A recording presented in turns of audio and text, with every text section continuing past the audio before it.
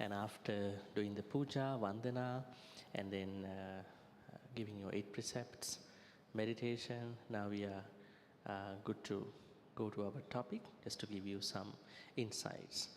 Without these insights, meditation will not be easy. This particular mudita meditation. I think Brother Leslie is going to share that out in our WhatsApp group in a moment of time. Yeah. Perhaps till he do that, we will get started with our time constraint. Okay. First of all, we need to understand, the English wordings for translations for jealousy, I would say issa, the Pali word issa, I-S-S-A. So this is the polar opposite of mudita, right? Now, if you are asked by someone, why did the Buddha teach us 5 precepts in the negative way? Is it like a reverse psychology? Why he said, don't kill, don't steal? Why not to have it given in a way that take care of every being, take care of every being's possessions, engage in sexual conduct, and then speak the truth, and then eat and drink responsibly, right? Why he didn't say that way? Why he went to certain parameters in a way that no, that way? In today's world, when you say no, people might not be happy, especially when you talk to kids, teenagers, no, then why? Why you say no? So we have to have a why, answer to a why. So the reason why the Buddha gave that way is to create a boundary. Then you know that you are free before that particular ethical parameter. Let's say you may do things, but not to kill, right? And then on another note, he says not even killing, even a thought of killing can be a problem. Right? So that way, he used these ethical parameters in a you cannot say negative way, in a no perspective. There is a Pali sutta called 𝘏𝘰𝘶 Sutta. In that sutta, Buddha was meeting a horse trainer. I think we shared that in our sutta class all the time. In this horse trainer story, 𝘏𝘰 approached the Buddha and asked him, I can see that you have a lot of monks and nuns. How do you train them? You have a lot of monks and nuns. I believe that they are not equally trained. I don't think you can discipline them every day, because how to manage 1,000 over monks every day, what they are doing and everything. Then the Buddha said, he has a couple ways to do it. One thing is that he teach them that this is the way how you are going to discipline yourself. But if the person, even a devotee, is not going to discipline well, at that point, I am going to kill that person. That's the word. Hana, ghatana. Then the 𝘏𝘰 was surprised. You are talking compassion, avihimsa, non-violence. And now you are saying you are killing the disciples, monks, nuns, devotees. Then the Buddha said that my way of killing is not that actual normal killing. I stopped giving them advices. I stopped giving them avavada and anusasana. Right? So in that particular sutta, he talks about 3 types of training. One is gentle training, second being the harsh training, and then gentle harsh training. So he uses 3 types of training. One is when he talks about any disciplinary thing, sila, vinaya, anything, he talks in the positive way. Let's say he wants to talk to somebody, give a disciplinary advice to someone, not having the impression that you have done a bad thing. I just give an anusasana, Pali word anusasana, not avavada. Avavada is an advice. Something happened, we had to talk about it. Nothing has happened, but just to tell you, make sure that you are good. So, gentle training is not using the word no. It's kind of a take care of all living beings. Take care of the possessions, belongings of every being. That kind of way. Harsh training means negative way, with some negative no points. Don't kill, don't steal, don't sexually misbehave, that kind of a training. And then harsh, gentle training is the both. So what kind of training would you like to get? I know what training you have been having so far. Perhaps harsh training, always say, no, you can't do this, you can't do this. Like that, the monk who, the businessman who became a monk, right? Dhammapada story, right? Remember? Some of my students know actually. Maybe I can share with you. I think we need that kind of approach to get into this kind of topic. There was a businessman during the Buddha's time, and he met a monk on the way. And then he was interested. He said, I want to learn Buddhism. So how to start? Where to begin? I think this is a problem to many people. Huh? How did I start Buddhism? Was it from a Dhamma talk, from a book, maybe a Kalyana Mitta, or it's a very random thing? Or then I joined something. Because that first training is very important. Because if it happened in a way that was not really progressive, you might have stagnated in your practice. So anyways, this monk told him, okay, you can start your practice by doing some dana, giving some dana. He said, what is dana and how to do it? He said, you go to the temple, maybe you do pindachara, pindapata, once a month. That is, you start your dana practice. Right? I think this advice was given to you by many people, right, in your life. Maybe your friends, monks, whoever, the books. Then he started doing it. After some time, he said, it's a little boring, once a month I go and do it. Is there any way I can intensify my practice? It's kind of a spiritual boring, spiritual boredom. He said, okay, you can increase the number of dana time. Maybe you can do twice a month. Right? So he started giving dana twice a month. Then he again approached the monk. Then he said, maybe you can do every week. Again he approached, he said, okay, every day, if you have time, every day. Then after some time, he again approached him, the monk. He said, is there any other virtue that I can practice other than dana? I want to intensify my practice, increase. He said, sila. What is sila? Sila means you take care of your,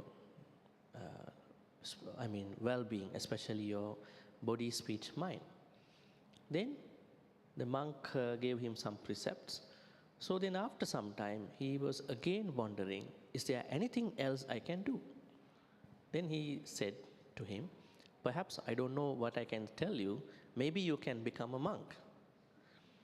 He said, okay, what is being a monk? He said, you stay in a vihara and you follow their things and you become somebody who is having a totally spiritual life. Now you have a hybrid life, lay life, monk life, little bit.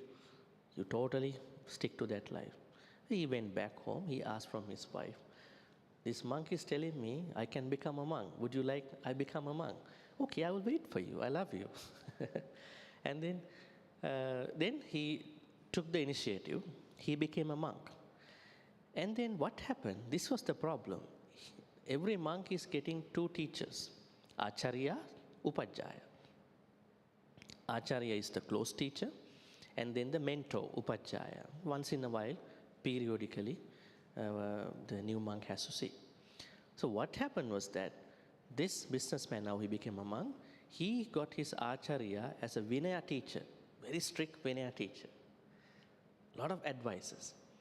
And then his Upajjhaya was an Abhidhamma teacher, talking a lot of high-end, very deep core Dhamma teachings. So then he was dealing with both of them, but he found out it's very difficult to carry on the way how he thought before he became a monk. Now, before I became a monk, I was very happy, happy-go-lucky man. But now, I feel like I can't even stretch my hand because my teacher say, no, you can't do that. That's not sati. We have no sampajanya. You have to put your hand down. And then when I go see the Upajjhaya, he is talking very deep Dhamma things I don't understand. I have no virya to understand them. This is too much for me. Then I better become a lay person back. I do a dana and then do my lay life. So then he started now becoming disrobe. I disrobe and I become a normal lay person. When I have time, I practice my spirituality. Then he started now going back. On the way, the Buddha met him. And then he asked, why are you leaving? He said, because my teacher is a Vinaya teacher and my Upajjhaya is a mentor. I think the things that I'm learning is too much for me. I think I can't take them, especially for spiritual life. So I'm leaving. Then he said to him, the Buddhist order is under me, not for different monks. They ordain on behalf of me, but they cannot tell you to go. So I tell you something.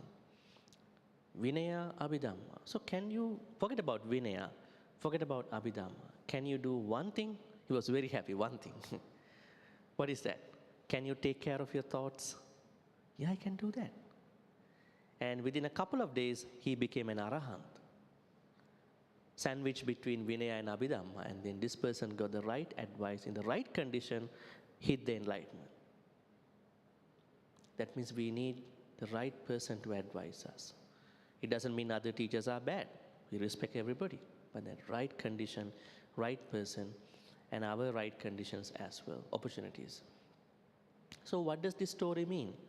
That means if we don't understand the polar opposites of what we are doing, like in the cases sutta, we might not be able to understand these good virtues. In the same way, in the discussion of mudita, now we are looking at why we don't have mudita sometimes.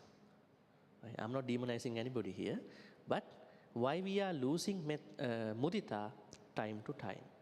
Why we have not been able to stick to mudita in the long run. It is because issa, the Pali word is I-double-S long A, issa.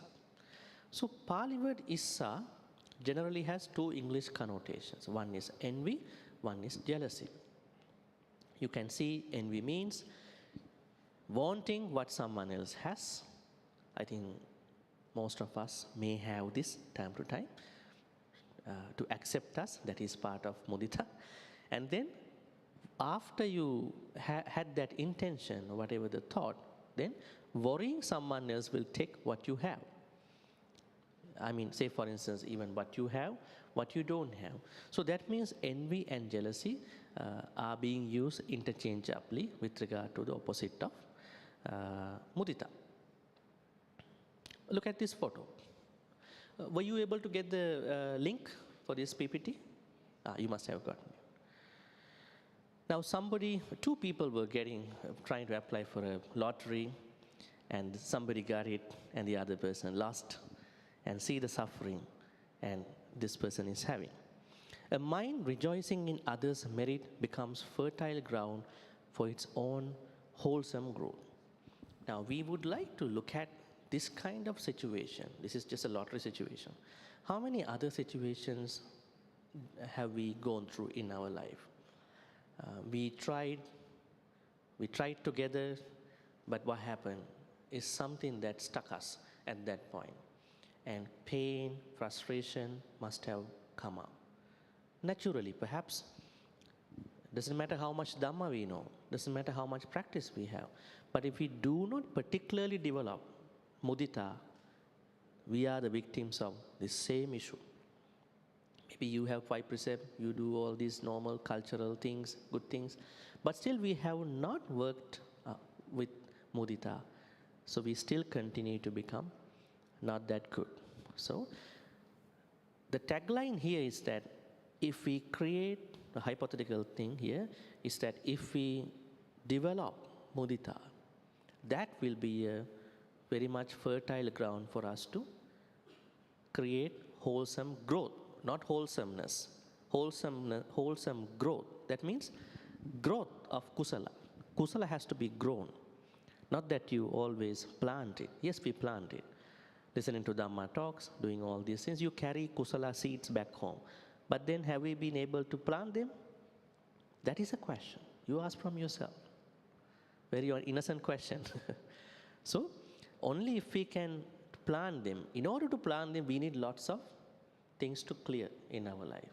So that means mudita will be a very interesting trigger, support for us to create that growth, kusala growth. The power of mudita. Now let's understand Pali word mudita. Now muda means happiness, maybe joy, we can say joy. Happiness for others without self-interest. Now, if you look at why is the opposite of mudita taking us over, it is because we have a lot of self-interest for us. Is it bad to have self-interest? No, it is not. We should have self-interest. But what if that it is going to take us over? There's no healthy management of our self-interest. That could be a problem. That is when mudita is going away, issa is taking over, issa is coming to us. So we fundamentally understand mudita is such a valuable thing. You can have metta karuna, but mudita is the biggest issue. Lack of mudita is the biggest issue that many people cannot stay happy during the day. They start with metta in the morning. I think they might do volunteer activities elsewhere, but come back home, go to social media and see, what is this? I cannot process my feelings. Even a spiritual activity, right? And when I go to certain talks, some of the questions asked by many are related to temples, dana activities, other volunteer activities. Most of the questions, they are not about good and bad binary, kusala binary.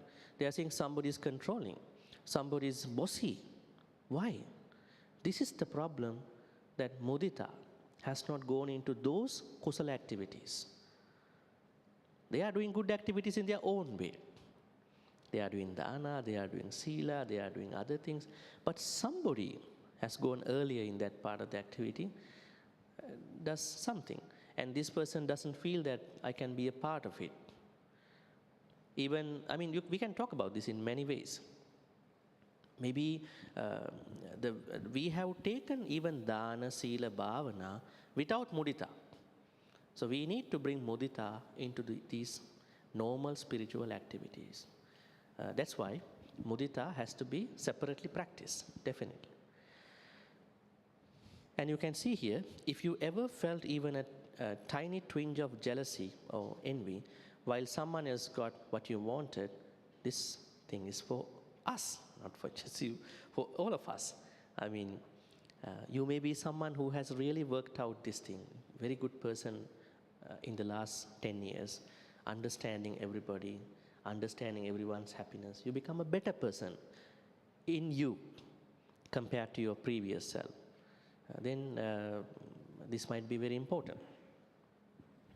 The power of mudita, as you can see here, issa, envy, jealousy, and maccharya, stinginess. So issa co-arises with maccharya. What is maccharya? Maccharya means not giving to anybody, not would like to appreciate other people, because if I appreciate, I will lose something in myself. I will lose my credit, reputation, everything. How many people are going through this issue? When maybe they are asked, why are you not appreciating your other people in your family? I don't want to, because I feel like I lose something if I do it. So where is dana in that point? Dana has to go, it's a dana, just appreciate. Just give that appreciation, offer it. You don't have to struggle. Otherwise you take it to yourself, you may struggle. So that means issa co-arises with maccharya. Maccharya is another hatred-based thought. Actually, issa comes from dosa. If you go to Abhidhamma says, Theravada Abhidhamma, it says the source of all these akusala activities, they are taken to lobha, dosa, moha. Moha is the, what you call, the root of all these akusalas. But then they are going to classify all the akusalas into either to the lobha or the dosa. Now tell me one akusala that comes from lobha. Tell me another sub-akusala.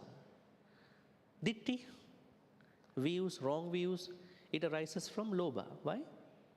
Someone clings to one's own views.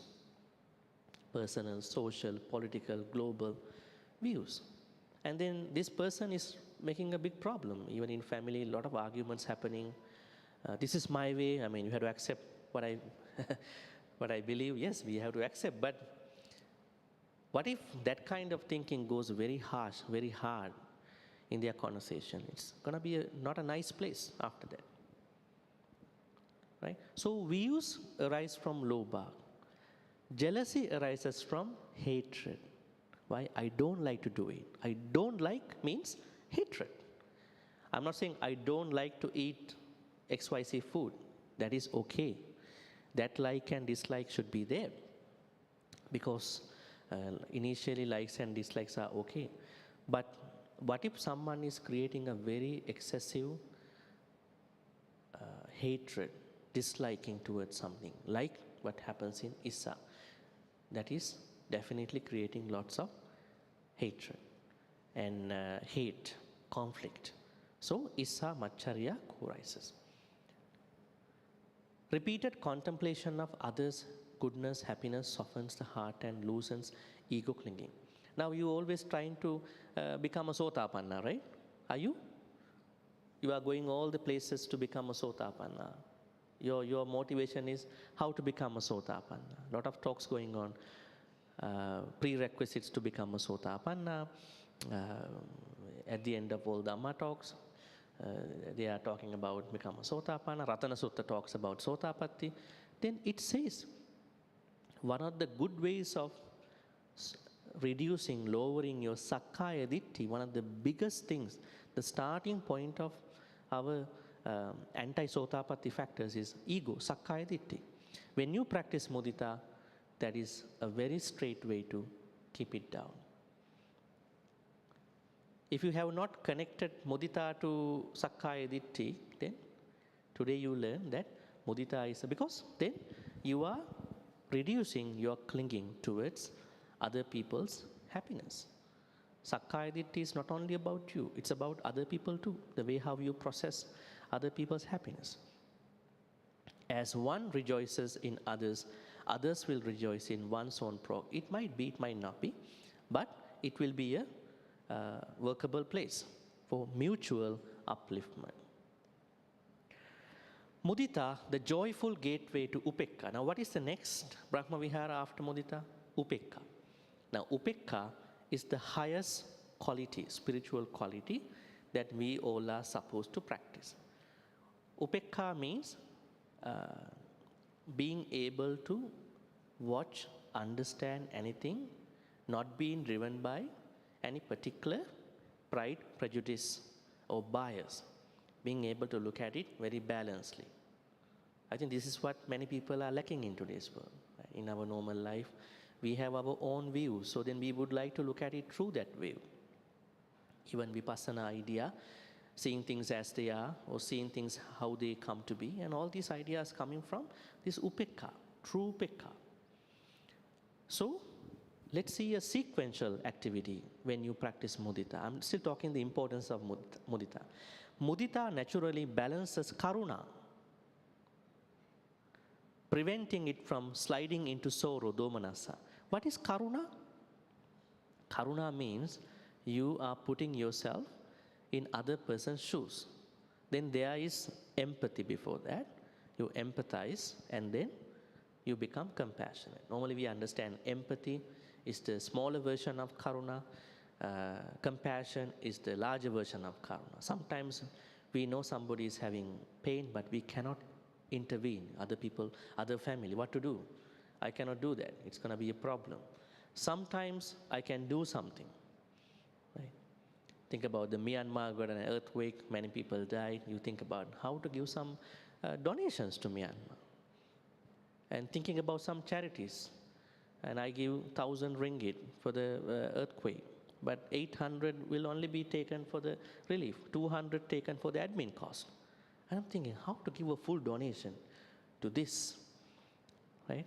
I mean, if I think that I want to give a full donation, right, the full money, because, so there are things like that. So that means karuna means that you are empathetic and compassionate, but never slide yourself into sorrow through karuna.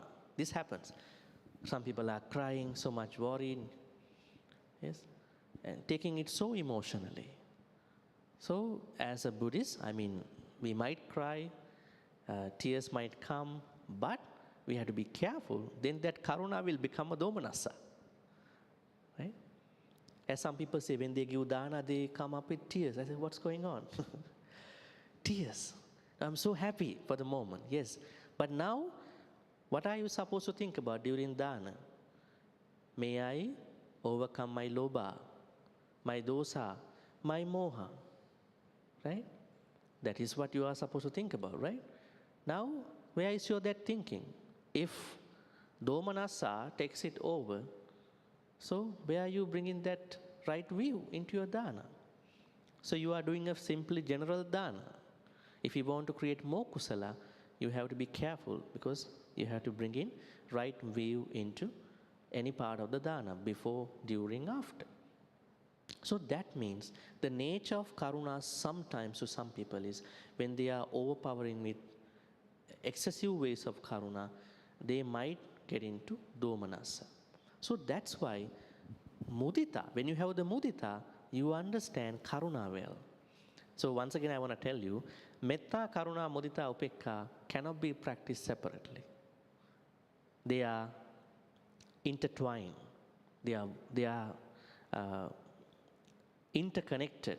They are working together. Not they are working together. You are making them to work together.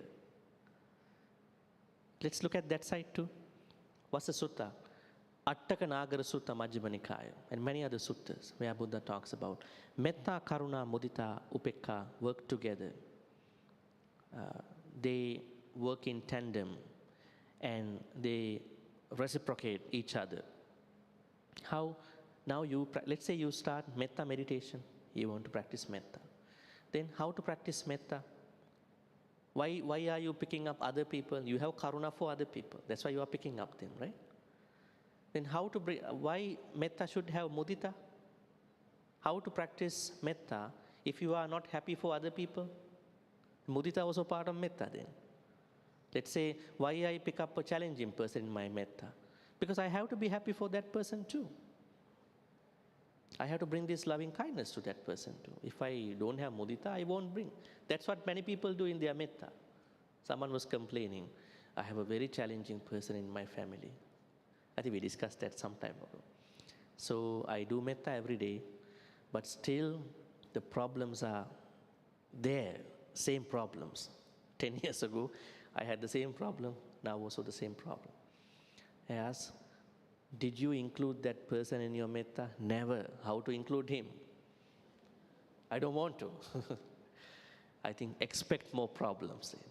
Because the problematic person will not feel your metta. You're staying with somebody and then you are not including that person in your metta. So that person will not feel your metta. You know, how many times you tell, I do metta every day, that person will not feel. Include him and tell me in a couple of months, 6 months, things have been changing, not just the way how he reacted, but also the way how this particular person looked at him. That anger was reduced, and then the way how she looked at the perceptions, memories with him before, gone down, healthy, wholesome, peaceful. I said, this is happiness. That means you needed a little bit of mudita for that metta, right? And then upekka. How does upekka influences metta? Upekkha means this balanced thought. If we don't have a balanced thought, why we are asked to bring everybody into my metta? What does Buddha say in the Metta Sutta? Mettancha sabba lokasmin mana sambhaveya parimana. Incalculable, infinite, unlimited metta must be invested and then to give to other people. Why should I create unlimited metta? I only give to my people. I give to my people around my place. I give to people I have challenges. No, all living beings. All living beings. Sabbe satta bhavantu sukhitatta. That's the phrase at the end of all these metta verses. That means what? Mudita, be happy for everybody. Bring happiness to everybody. This clearly shows, as Buddha says in many Pali suttas, metta is not a standalone practice. Karuna is not a standalone practice. Mudita, Upekkha do the same thing. They work together. They work together naturally, and meditators should understand they work together. That is how I really improve in my Brahmavihara meditations. But you may start with one meditation. If you are a beginner, you may start with metta. Then karuna also you start. Mudita, Upekkha. But when you practice a little bit, then you are going to incorporate four together. So that's why here mudita balances karuna. Not even balances. Mudita does a lot of things to other. Implication: cultivating mudita stabilizes the emotions, preparing the ground for upekkha, the sublime impartiality. How to become not biased. How not to become taking sides of different people. I don't want to be on a side in my life. Binaries, right? I want to be in the middle, just like the Buddha told me, Majjhima Patipada, Noble Eightfold Path. No to the sides, edges. I should not be in the edges of my spiritual path. Not even I practice dana, chanting, but also I meditate. I am not somebody who only does dana or chanting. I also practice the rest. I am not also somebody who only do meditation. I also carry the other things too, all together in my own comfortable, convenient, practical way. So that middle path is the driving force of upekkha. Tagline: where compassion mourns, joy uplift. Together they keep the heart poised. Little poetic way. That means karuna, mudita really work together because they are very close each other. Unselfish joy. Now there are a lot of translations: sympathetic joy, altruistic joy, and we could say unselfish joy. Because joy is always selfish in our way. When somebody in your family doing well, you can be easily happy. But what if the same thing happens from other people? So we have to sort of deconstruct that selfish, maybe self-interest. Let us feel the other people too. So then better to say a little bit unselfish joy. And even without external acts, the inward celebration of kusala, goodness, is a karmically potent act. Now I bring dana here. Rejoicing is giving without possessions, but with a full heart. Rejoicing is giving. That means not giving dana here. You hear someone is doing dana, good things, and you can rejoice. Not put a palm together, rather than going from beyond that kind of an emoji. Really, you are rejoicing. You are engaging. You are happy when other people are engaging. You are happy for them and for the activity. Even my challenging person engaging in dana, I am happy for that person. That kind of attitude has to go. So that means from today, whenever you are giving dana, whenever you hear dana anywhere, you can instantly practice mudita. We will talk about practical ways to practice mudita also in the next slide. The Buddha on mudita. The Buddha saw suffering, pain, dukkha, not just in pain, but in envy, jealousy. People do suffer. Just as a mother rejoices in her child's happiness in the Metta Sutta, Mata yata niyang puttang ayusa eka putta manurake.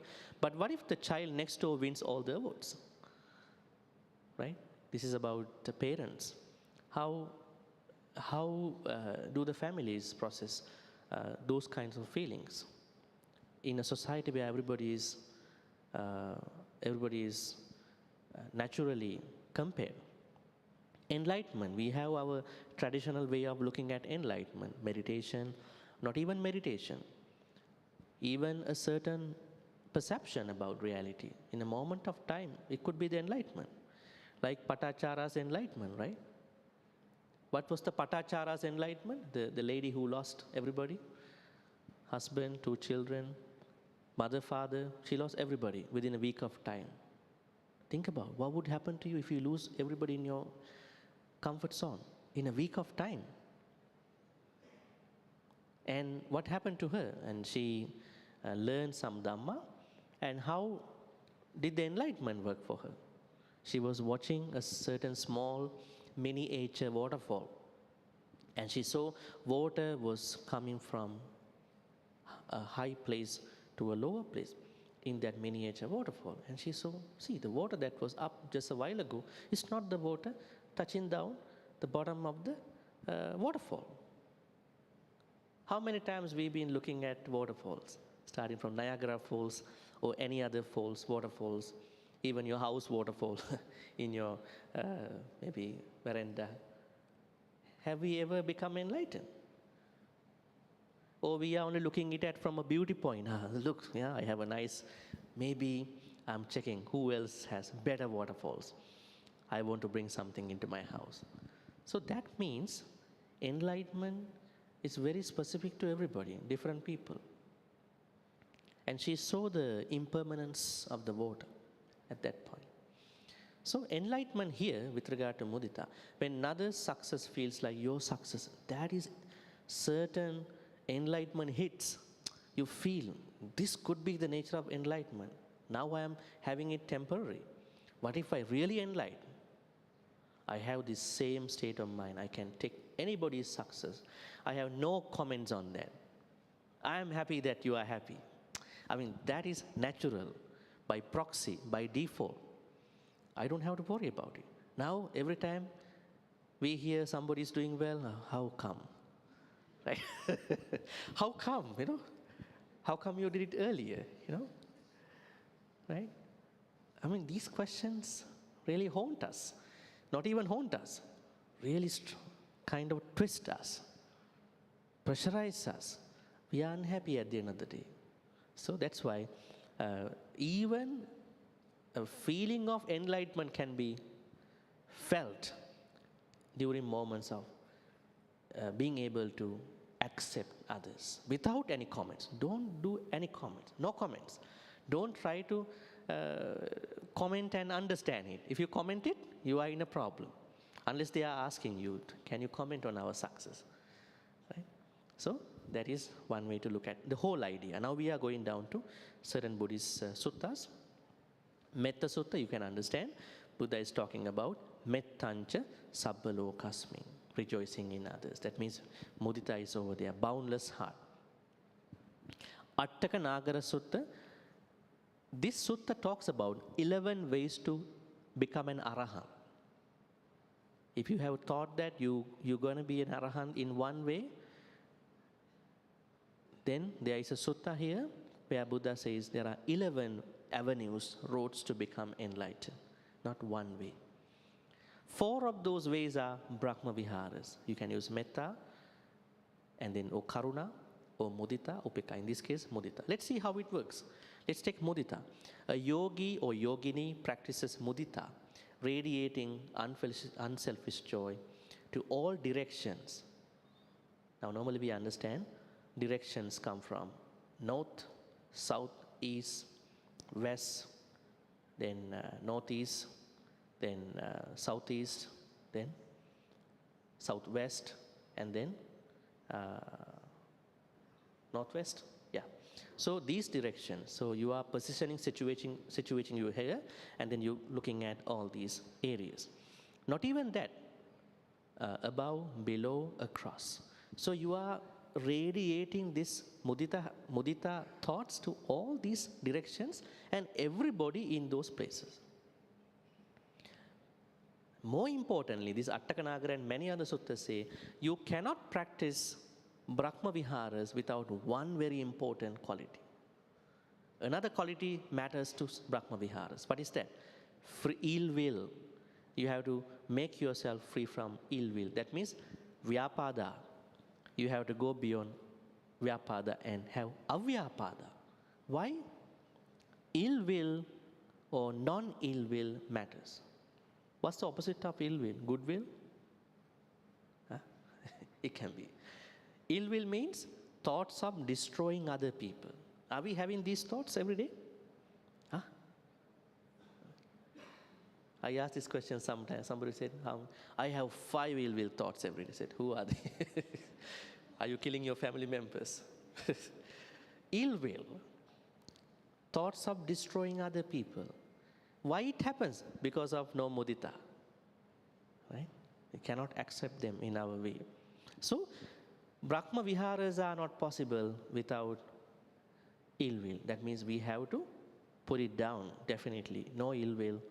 Because Buddhism is talking about mental activities primarily, not just physical only.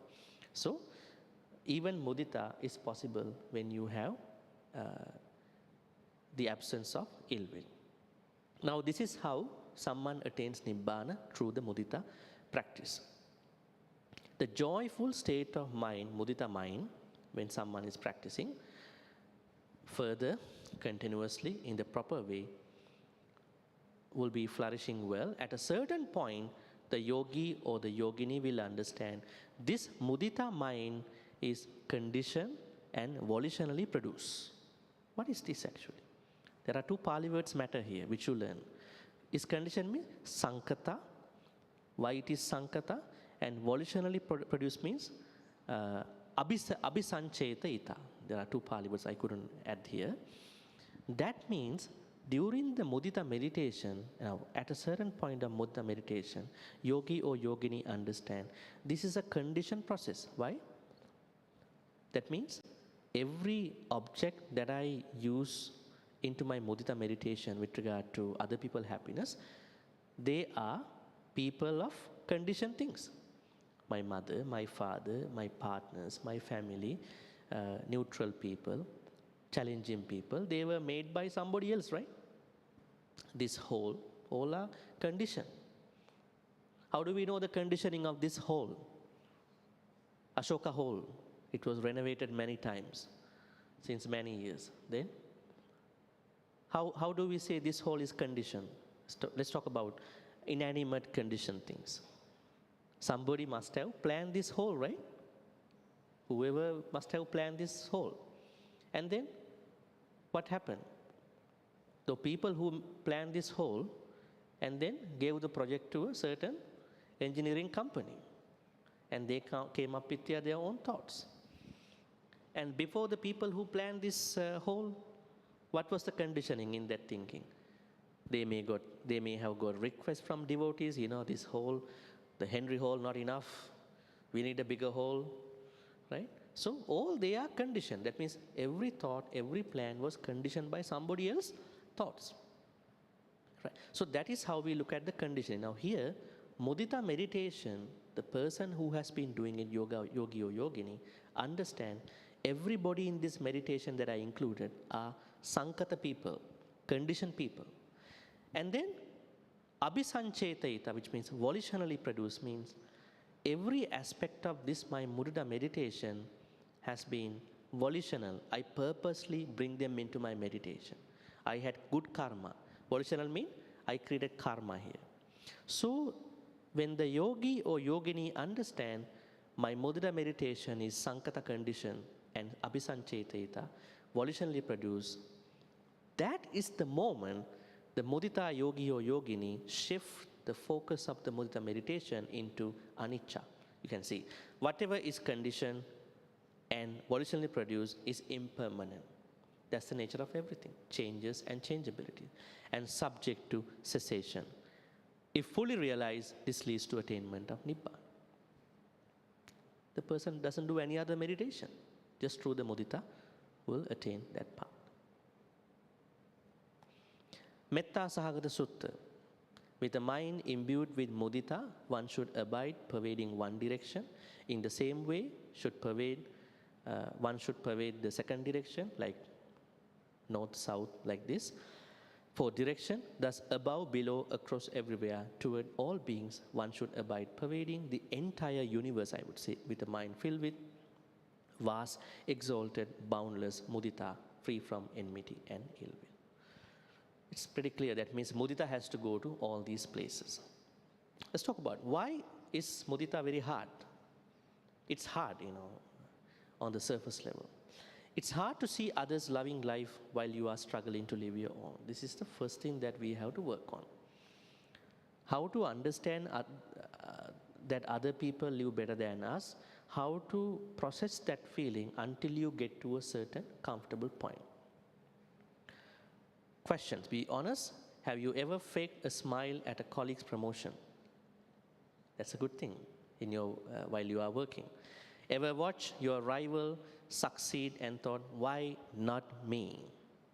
Right? This is a question many people ask in this competitive world. We are wired to compare. Buddhism invites us to unwire.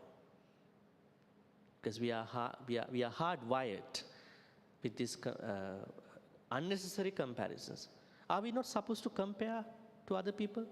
We do have to compare in a healthy way. Say, for instance, you meet somebody who is more patient than you. You think about, what's wrong with me? I can't even stay for a moment. I want to eat very fast. But this person can be patient. What is the secret to that?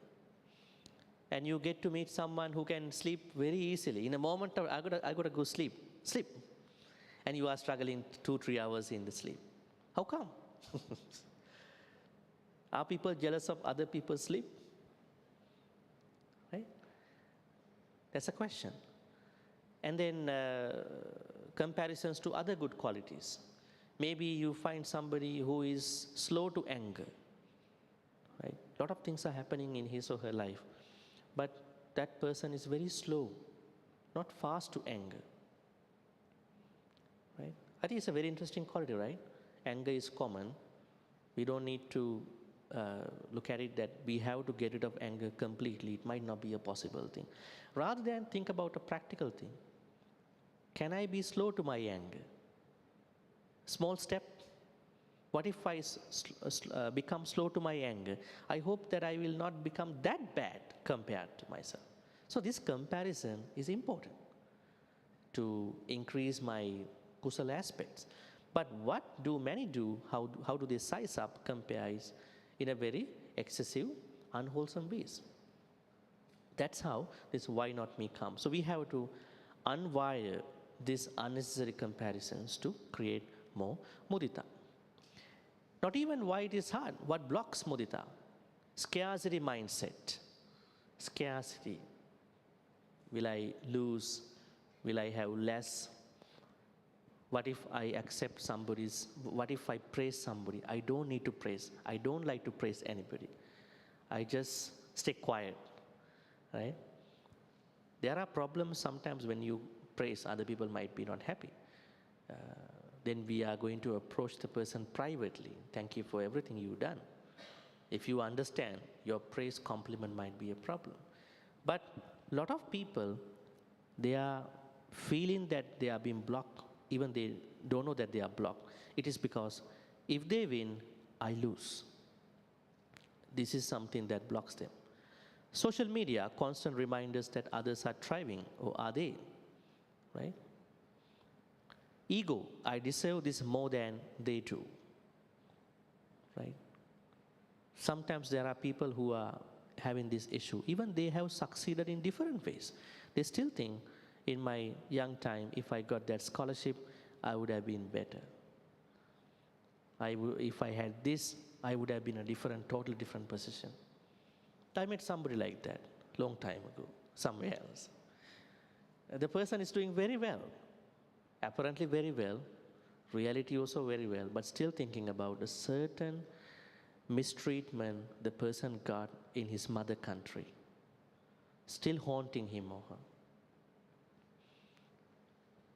So sometimes you failed because this good thing could have not come if you hadn't failed in your life. Rejection was a blessing, right? Denial, rejection was a blessing. But at the time of rejection, you were so mad about it, unhappy. But it happened. Nature helped you to understand that. Now look at it. Don't look at it. Don't look at the mistreatment from that time itself. Look at it now. Look back in a positive mind. The self-perpetuating cycle of jealousy, depression, and isolation. These are normal things, I think you know. Money, job, life status, right? So, work on myself or sink into deeper resentment. I mean, personal stories that many people may have as such. Transforming envy, jealousy into more, it's more than a ice cream, you know, more than a lollipop, I think, definitely. Admit your envy, jealousy, no shame, just human. Does their success really harm me? Sometimes not. It's not harming me. Right? We don't have to process that thing. I flip the script. Their joy makes the world brighter, and I'm in this world too, and I contribute differently. These are the ways we are practicing, okay? This is very important, this part. Number one, rejoicing in others' merits, anumodana. I think you are doing that. When someone performs a wholesome act, dana, sila, bhavana, mentally, verbally, say, sadhu, this sadhu mentality, sadhu environment, may their goodness grow. Aligns one's mind with the field of punya and removes envy at the root. Even when one doesn't give, rejoicing in giving creates merit. Rejoicing is such a good way. I think this is something that is very normal to all of you. But be careful when you are creating the merit. Try to accept the whole meritorious situation well. How come you give a better dana than me, you know? That kind of thinking is not a good one, right? You're going to browse all the photos of dana thing. How come you're doing better than me, right?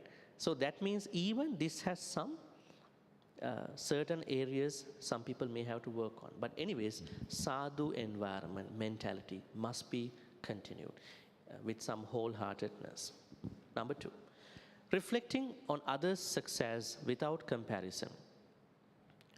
Can we do that? Can we just accept other people's achievements without connecting to us? We don't have to connect all these things. When seeing someone succeed or flourish, reflect, their joy is beautiful, may it continue and increase. You can do that instantly, maybe after today, or maybe during the time.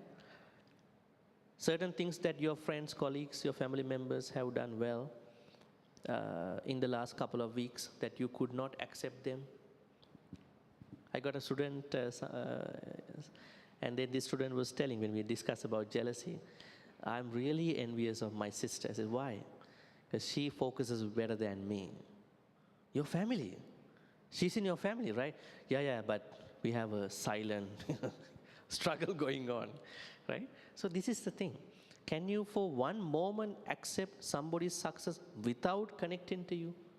You can do it. Why to connect to you? They are different people. This prevents the arising of issa, envy, jealousy, and strengthens the capacity to celebrate others. Then this mudita meditation. The first one, sadhu mentality. Second, without connecting others' happiness to us, and then understanding, celebrating. Third is mudita meditation, which we started. After metta, karuna, bring to mind someone who is doing well, as we did today, spiritually, materially, or in health, and generate sincere gladness, mudita. I rejoice in your happiness. May your happiness continue. I think we did that. We are continuing that. You can also bring health, good health. Not all of you are not equally healthy, right? But you may be healthy in different ways. Somebody might be going through a cancer treatment, and somebody may be very healthy even in that person's later years. Just be happy for everybody. Maybe that happiness will be your teacher to overcome your health problem too. Who knows? Now, when someone is healthier than you, you are not accepting that, then you are increasing your what you call ill health more and more. The moment you accept, oh, you are healthy, you must have done a good karma in a past life. You must have good lifestyle choices than me. I messed up in my lifestyle choices, food, sleep, and then interactions, everything. So I appreciate you. Maybe I wish I was somebody like you, right? So that kind of mentality is what we are creating throughout the mudita meditation. Countering jealousy mindfully. Now, you are doing mudita. Do we need satipatthanas on the other hand? Yes, we do. Satipatthanas also work together. Satipatthana means mindfulness. When jealousy arises, how to know that I am jealous? Is there any factor from Brahma Viharas to note it? No, mindfulness has to go there at that point. Right? True awareness, sati, you understand, I think I'm jealous now. Oh, I'm on the way to become jealous. Right? How many of you have noticed you are on the way to become angry? I know that I'm on the way to become angry. I'm going to explode in a moment of time. How many of you have noticed that moment? It's $1 million moment, because if you had seen it, you would have stopped it. Normally you look at it after everything happened and you blame everybody, you shouted, and then you suffer at the end of the day. What did I do today? I messed up everybody. Is anybody here was able to look at that you are on the way to become negative, akusala, anger, jealousy, now in here? Then you are such a good person. You know what's happening to you. You are such a kusala person. You have the practice. You know something going wrong in me. So when jealousy is going to arise, you see the nature of differences with regard to your breath and your thought patterns, you understand it. You are not going to suppress it. Today, maybe I postpone my jealousy for next week. Next week I will be jealous again. Not that way. No, I don't want to suppress that. I have a problem. I want to look at it. Who am I? Maybe I'm going to write down, what do you call it? Jealousy journaling. Right? Some people write down anger journaling. When you are angry, immediately take your diary or whatever, write down the thoughts that come to you. Then I know that in a moment of time, 30 minutes, half an hour, 1 hour, you go back to normal. Look at how evil were you? What kind of a monster are you? Where is the monster? It's not in the movies. It's right here. And you understand that. The moment you become jealous, write down all the feelings. Why? Not me. He should have done that later. She should have married later than me. I should have gone to that place earlier. I should have traveled more. Think about it. Call yourself. Do your own thinking. Then you will understand, these are the thoughts that are coming to me time to time. Today I know them. Then I will reduce those thoughts for tomorrow. Acknowledge. I think better to write down. It's good. Right? Acknowledge it. Mindfully. You cannot acknowledge without some amount of mindfulness. To become aware where you are now, what is happening to me. And gently shift the mind towards mudita. Ask, why not rejoice? Is their gain truly my loss? I don't think so. They are doing separately. Now today we have a very different way to look at it. Innovation. The corporate companies, private companies, F&B culture, they have to innovate, right? You go to this kind of restaurant, and the restaurant next to it also carrying the same nature of food, but they are innovative, their way of presenting. You can copy us, but you cannot be us. Right? You can copy our recipe, but you cannot be us. We are very innovative. We are very creative. So I suggest, if you can be creative in your kusala activities, you can easily practice mudita. That means every time somebody is trying to outsmart you, emulate you, yeah, let him do, let her do, but this is my way. I'm happy for you, but I do in my own way. The problem happens when you think there's no creativity, there's no innovation, everybody will do the same thing. You take all my business, I'm very unhappy about you. And you take my connections, everybody, I'm very unhappy about it. Why? We don't have that innovation, innovative thinking. Let's be creative in our kusala practice. So it's other people gain, not my loss. It is their gain. I have my own way to make my future, my family, my life better in all steps. So this transforms negative emotion into insight and soft-heartedness. Number 5, method 5 to practice it practically, visualizing mudita as a radiance. Imagine your heart as a lotus that opens whenever others are joyful. Their joy becomes light that makes your lotus bloom. This supports a non-conceptual, emotional cultivation of mudita. How to visualize mudita? We normally visualize all the wrong things, right? We can easily visualize manifest in a moment of time, right? Then how to visualize good things? We have to visualize certain moments in other. Or tomorrow maybe my friend will go for a good lunch, maybe do a dana. So I visualize how he or she goes and doing good things. I can be happy for that. So we have to positively visualize, not letting that negative automatic visualization happens and then take us over. Visualize in a good way. That can help you to keep to the mudita. Number 6, daily recollection. Each evening, recall 3 things you rejoice in that others experience, in addition to your good things. Someone's act of dana, generosity. This could be many things. Even somebody who opens the lift for you. Somebody who was waiting just until you go inside the lift. Somebody who let you pass on the road. And what are the other ways you can let other people just do? I mean, at that point, there are many ways, right? And someone's happiness or health. Each evening you are thinking, right? Maybe you are not that much healthy, but you know other people are healthy. I'm happy for them. Why I bring their happiness to my health problem? Let's say I have depression. Other people are very happy. Why should I bring their happiness, mental health to my depression? I have to work on it, but I should be separately happy for them. And their spiritual growth, Dhamma practice. So this trains the mind to look for joy rather than faults. This is very interesting. I think for the most part of our day, we would like to find fault with others. Are we or aren't we? Why is it? Naturally, or maybe with our effort. It is because this mudita mentality is less within us.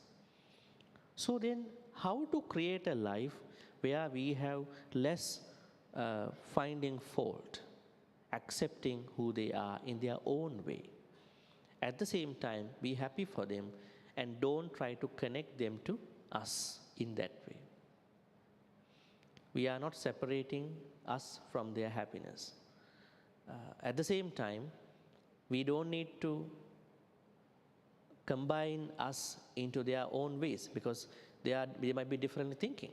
We accept them separately for their thoughts, activities.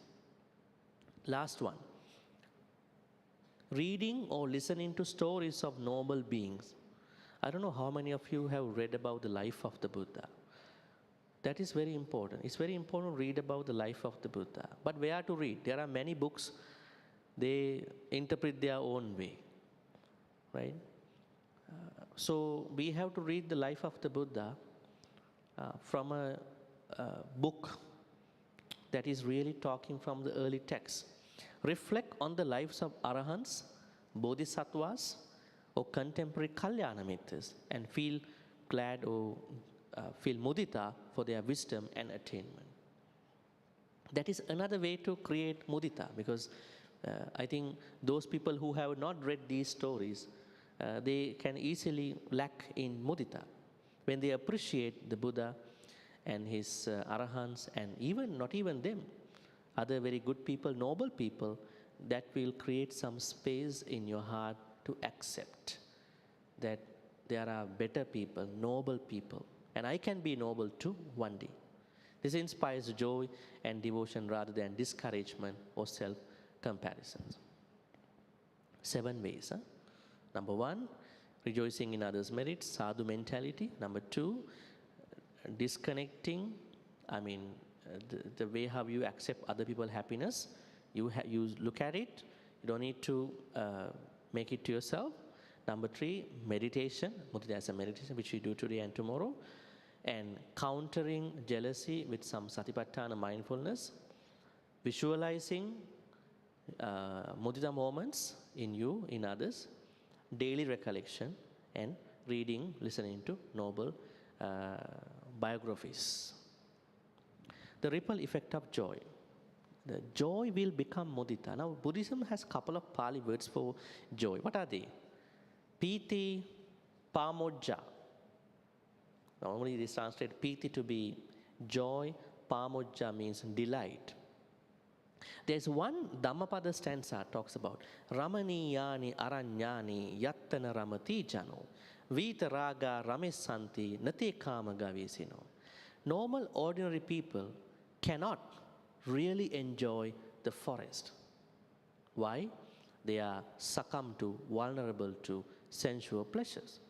But Arahants and the above, Pacceka Buddhas, Samma Sambuddhas can really enjoy it. But their happiness is what you call by non-delight.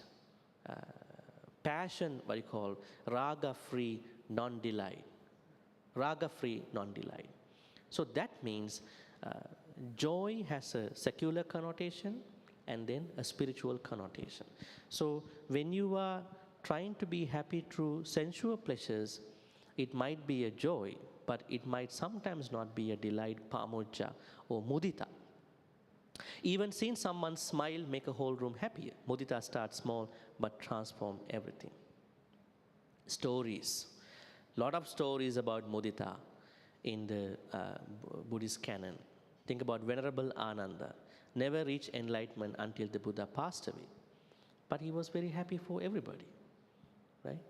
I think this is a bodhisattva quality. We should talk about that. Think about Mahayana version of practice at the moment and Theravada version of practice. In Theravada version of practice, we should not supposed to be in that because early Buddhism is what should guide us. We normally say, you practice in your own. That is the notion. They go to a certain place, they practice, and they are doing it. But the bodhisattva mentality, what is the notion of bodhisattva? What is their perception? Until the last person attains nibbana, I am not going to attain nibbana. Very interesting. You go first mentality comes from bodhisattva. I will make myself better. But my mission is make sure everybody else is going to attain nibbana. Maybe that is my meditation itself. That mudita concept. I will make it to nibbana one day. So, have you seen people who have become more selfish in the meditation? Have you seen them? They are not supposed to be. When you practice meditation, you have to support other people. Don't think that this is a isolated practice we do in a room. No, you have to engage with your kalyana mittas. When you engage with the kalyana mittas, your meditation works better, faster. It grows well. Never think that I should go first. I help other people. Because that mudita mentality will finally be your nibbana, as we understand here. This is very interesting. Some cultures do have a problem in practicing mudita, especially in the Western cultures, talking all about oneself, especially highly comparative, individualistic societies, honor-shame cultures, post-colonial or traumatized cultures. We don't have a room for that. But you are lucky, you are blessed. You can think about that. We have to accept no matter what, while we are looking at our own merits, our own ways of understanding about mudita, we can do this as a meditation and in other 7 ways which we done. Mudita in the age of social media. Now we are juggling with internet. We cannot do anything. I mean, starting with paying a bill, talking to somebody, doing a Dhamma activity, even your secular normal activities. We cannot deny that. We have to accept it, right? So in this particular intersection of our life, it is not a new thing to us. It has been happening for the last 25 years. We are trying to overcome this FOMO mentality, fear of missed out, fear of being missed out, fear of being left out concept. Now, when you look at things compared to how you look at 15 years back, you look at them through TV, maybe in person. Now you look at most of those things through internet age. So how to look at it? Can you feel happy? Can you be joyous with being missed out, with being left out? So mudita helps you to understand those glorious moments of other people. At the same time, mudita helps us to accept the moments that you have feeling being missed out, left out. It's okay. It's okay to be left out, missed out, because we are not behind. We are doing our things in a different way. And when you see things that are really better than you at the moment, you are thinking, I'm genuinely happy for them, even if it takes effort at first. It might take time, but you are doing it. This is a quote I made some time ago. Feeling jealous of same field friends is normal, but don't let it ruin your creativity. That creativity, spiritual creativity, secular creativity.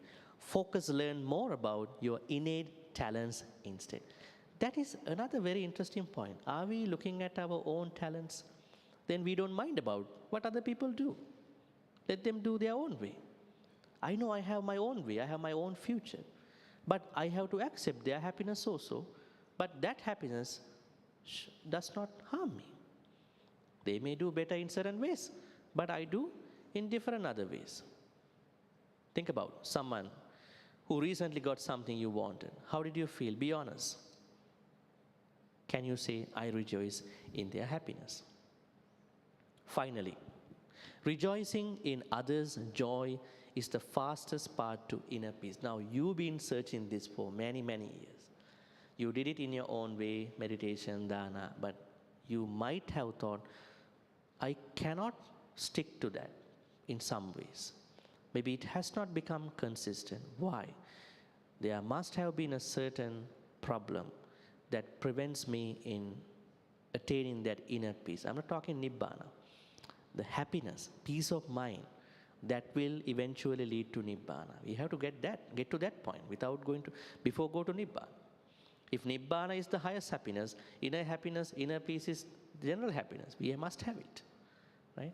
So, if we can really create a certain ability through these 8 ways that we discussed in order to practice mudita, we will fast track our inner happiness. Fast track. Now we are lagging. We are juggling about this thing. We try to do bits and pieces, a little bit of dana, meditation, sila. We try to gather. But this could be a fast track process, rapid process to find the inner peace. Because then whatever I hear, whatever I see, it doesn't matter. I know my own way. Nobody can take my peace away. Nobody can ruin me. But it doesn't mean I have a sensory deprivation about what other people are doing. I still look at it. I still see it. Remember, how did the Buddha say about how to experience senses? In the last sutta in the Majjhima Nikaya, Indriya Bhavana Sutta, 152. The Buddha clearly says about how to do it. I mean, in terms of you hearing other people's happiness, how to process it. One man approached the Buddha, and then the Buddha asked from him, how did your teacher tell you, take care of your senses, what is happening? Then our teacher had told us, when something that is not favorable happening to us, we have to cover our eyes. Do people do that in today's world? Are people covering their eyes when they see certain things that are not really happy for them? People who are watching movies, terrible, horrible movies, when the monster comes, they close their eyes. Where is the monster now? They cover their eyes. I mean, in different situations. I think some people do in different ways. When they meet people they don't like, they look away. Are they doing that? They are doing it. Sometimes they want to hear first, who is coming to the party today? I'm not coming then. So they are doing that. Then he told this thing to Buddha. That is how our teacher told us how to take care of the eyes and the experience. Then the Buddha said, then the blind people will attain Nibbana faster than all of us. Why? They don't see anything. Very interesting, very sensible, practical. Yeah, is it happening? No, blind people are blind people unless they touch the braille. Nothing else, nothing progressive happening. Maybe just because their eyes are not working, ears might be working better than that, just to balance out. Then he asked, okay, tell me more, tell me more. And he said, yes, what about the ears?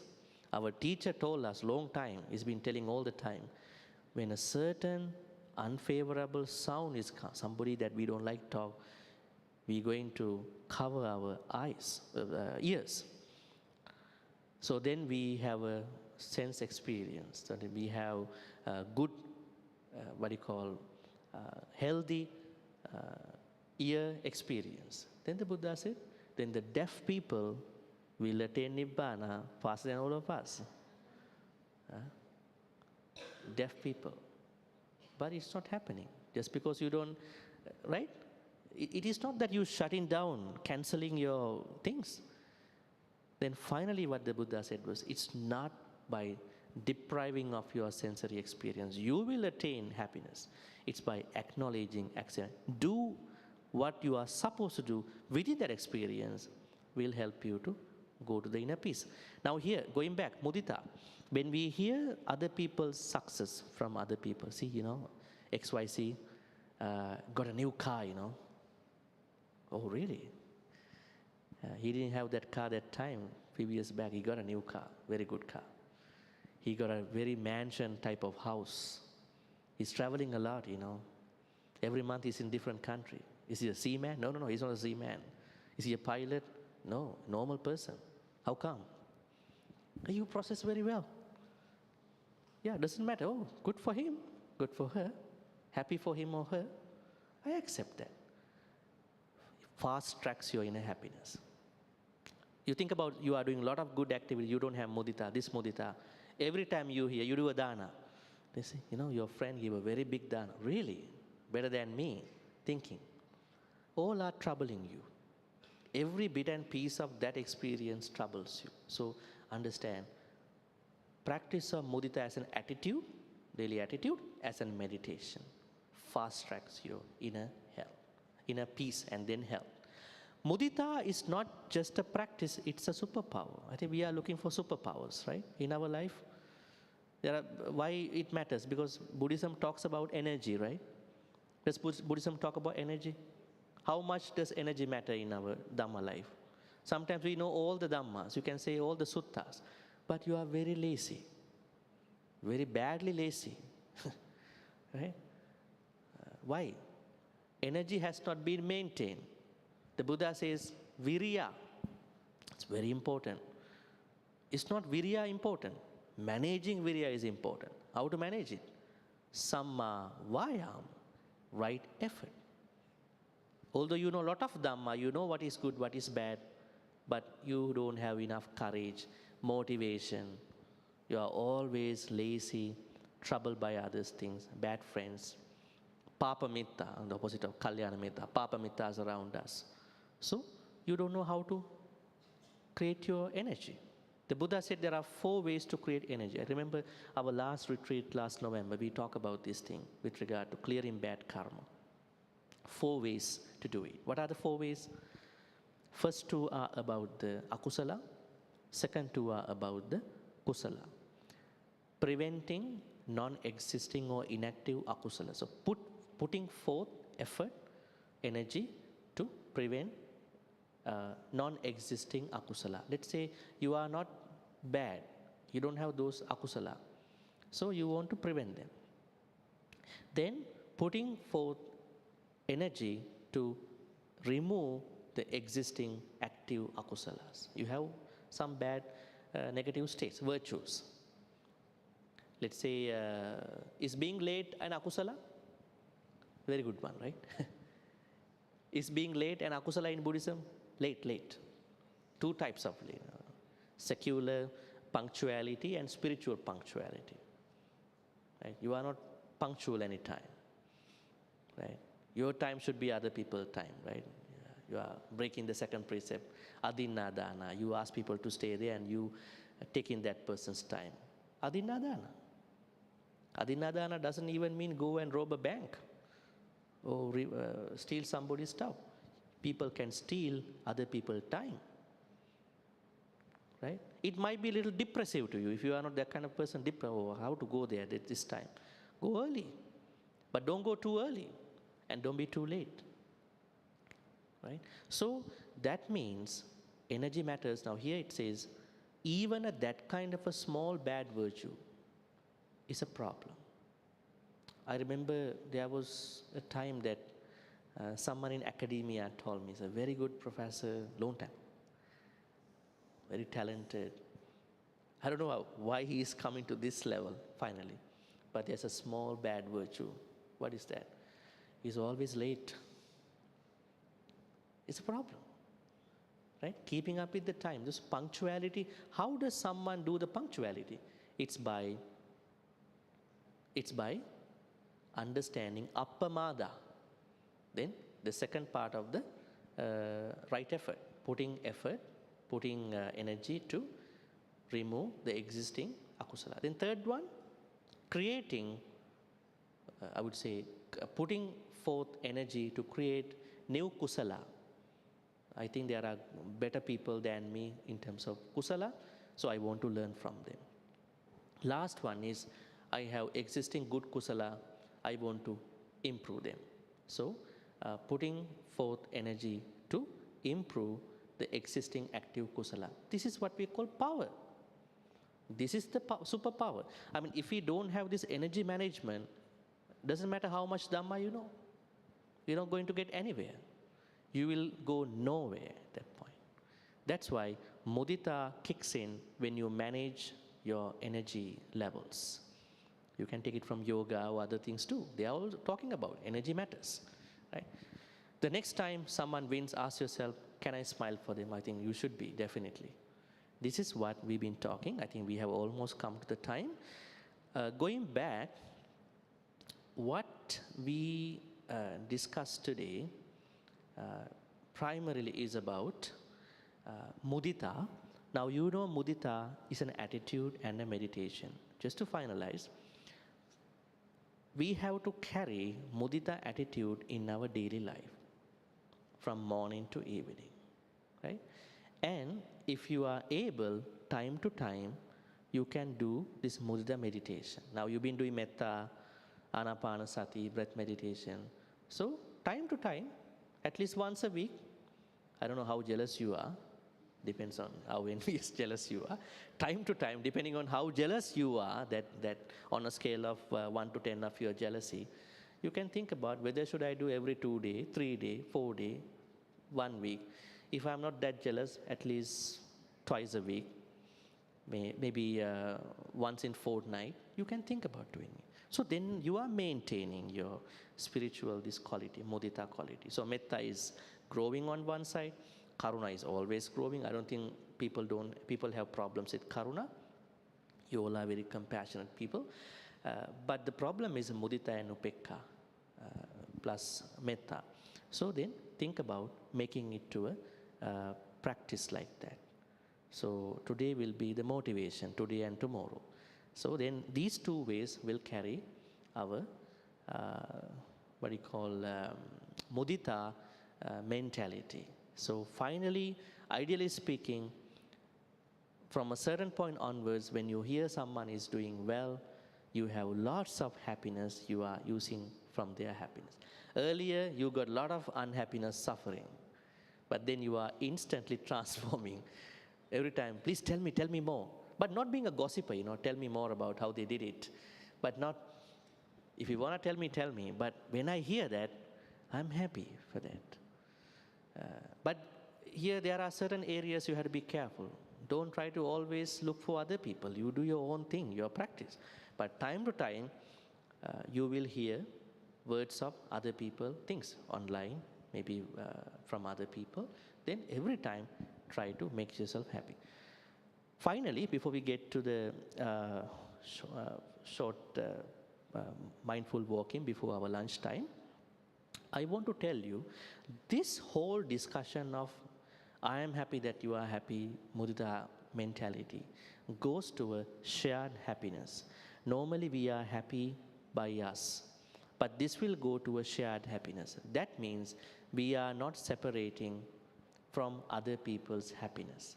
If you separate yourself from other people's happiness, that's the moment you feel very unhappy. So then, looking at other people's progress, looking at your own progress, you are making this happen. And then your practice flourishes, thrives, and then, as I said at the end, this mudita practice will fast track your inner happiness. So this is what we discuss and what we will be discussing. So now then, if you have questions, this is just a talk, you have you have an option. One is that we have a dialogue session today afternoon, but those questions are asked by somebody here. And then for tomorrow, you can see in the program from 9:30 to 11, there's a Q&A. So you have a couple of options. One is write down your question on a piece of paper. I think there are papers in the back, and then drop them into a box. There is a box. That is one option. Another is you can ask in person, real time, any questions that you have about mudita with regard to the, or if you see that there are certain matters arising from the discussion, you can ask them too. Okay, so with those information, would like to say, may all the good karmas that we've been making, even through this Dhamma talk about mudita, and all the good things we've been doing so far in this morning, be supportive and helpful for all of us to attain the supreme bliss of Nibbana. Sadhu, sadhu, sadhu. Now we will go back to walking meditation. By 11:30, maybe by 11:25, you may go outside, take your lunch box and come and sit down for the lunch. And we will start here by 11:30.